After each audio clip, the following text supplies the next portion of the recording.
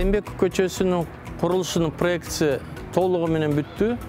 Бүтөрү менен Ош шаарыбыздын мери Бакытбек Жеңишбекович өз жеринен Райымбеков көчөсүн толук карап чыгып, кайсыл жерге эмне курулат, эмнелер тоскоолдук болот, ошонун баардыгын карап чыгып тапшырма берилди бүгүн.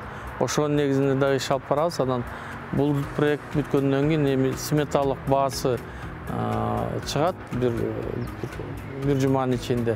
Андан кийин тендерге беребиз.